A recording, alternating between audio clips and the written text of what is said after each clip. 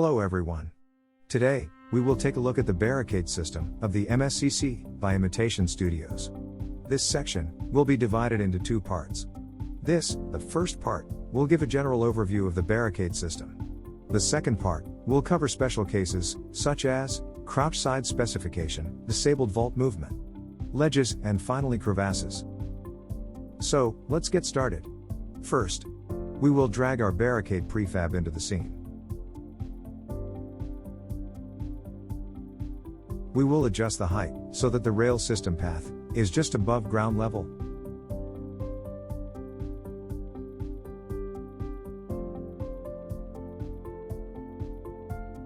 This barricade will now function properly at its most basic level.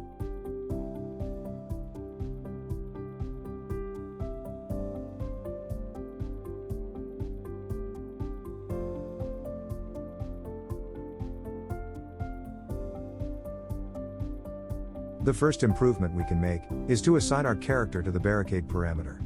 This will allow the character to automatically detach and vault the barricade, instead of requiring two keystrokes.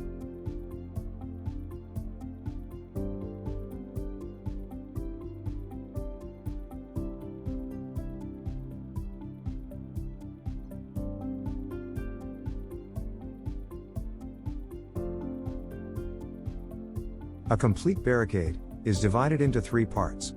The rail systems, which give us the crouch behind functionality. The barricade trigger, which allows the player to vault the barricade. And finally the mesh and its collider, which stop the player from passing through the barricade. Please be aware that these components do not require each other, and can be individually removed to adjust the barricade's functionality. This will be explained in more depth in the second video.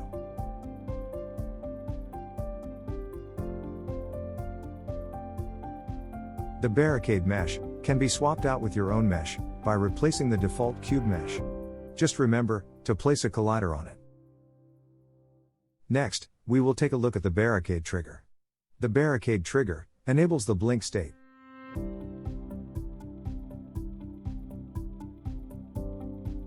The first parameter of the barricade trigger is the interaction key. This must be the same as one of the rail system's unlatch keys. The second parameter is the width. When edit mode is enabled, this will scale the triggers and rail system's width. When edit mode is disabled, this parameter will adjust the blink state's travel distance.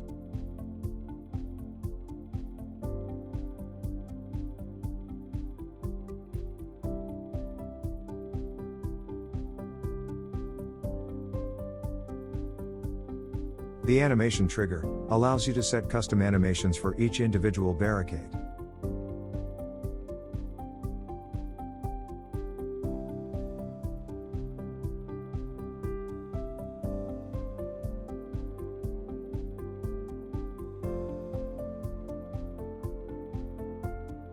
The height offset will adjust the character's barricade animation height. Please be aware that large changes to this value will increase the snapping effect seen when using the default animation. Transition speed is the movement speed of the vault, independent of animation. Movement delay is used for animation buildups. Respect ground will be covered in the second part of this tutorial. Maximum height change is a built-in blink setting that will fail the blink movement if one side is too high.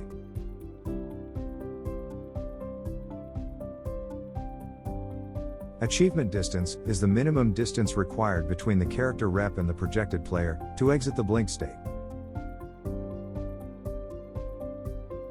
Recovery time is the time spent in the recovery state after the blink. Reset time defines the reset time of the barricade itself, and is the only protection against the player rapidly vaulting the barricade. This timer is triggered at the start of each vault.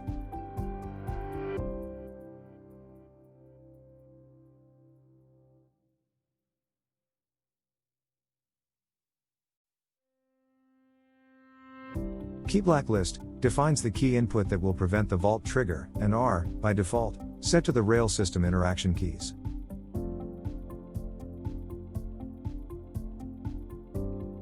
Finally, we have a couple references to other parts of the barricade.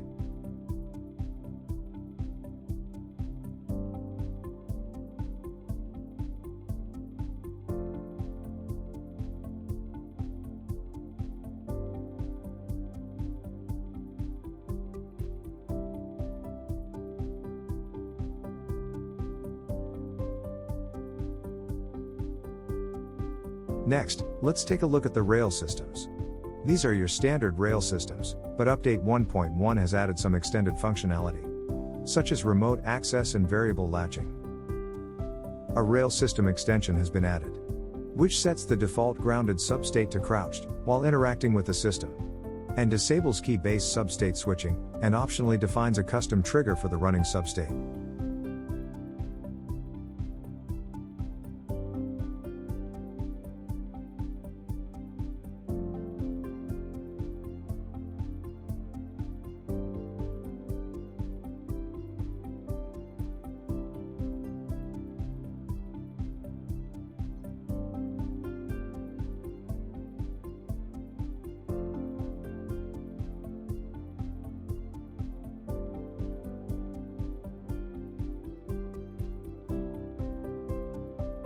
Variable latching has been enabled for these rail systems, and will use the rail system start and end waypoints as positional references.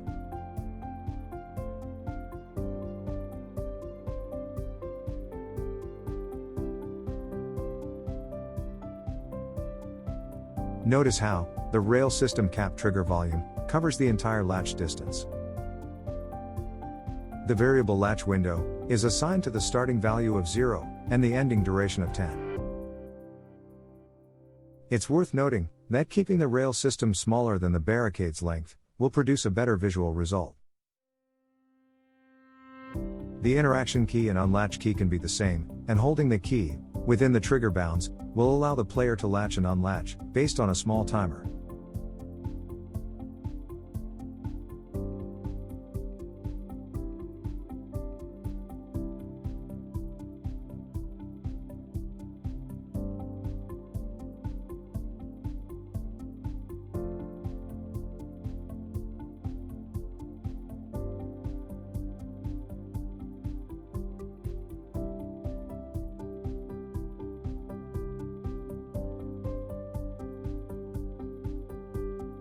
Remote access allows the player to blink to the barricade latch point. This is accomplished visually by sliding.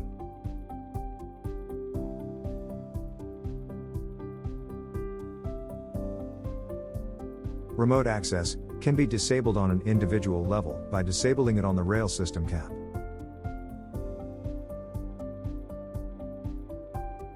It might be hard to tell, but the player is currently unable to slide.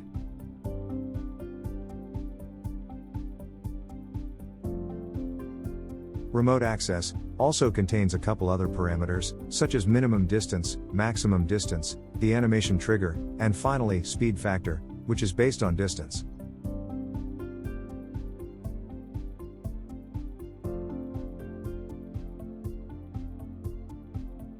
Remote access can be disabled completely by disabling it on the player input script.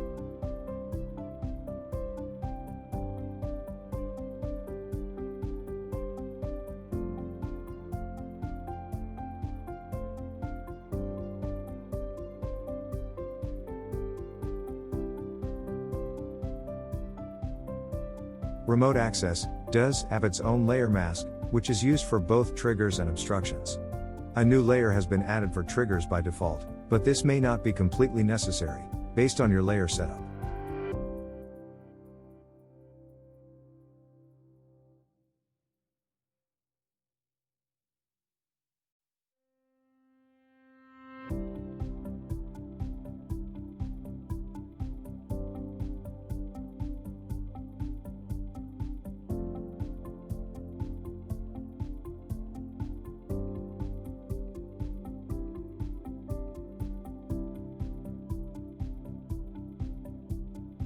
The barricade length can be scaled, as long as you're aware of the edge distances and the speed of the rail systems.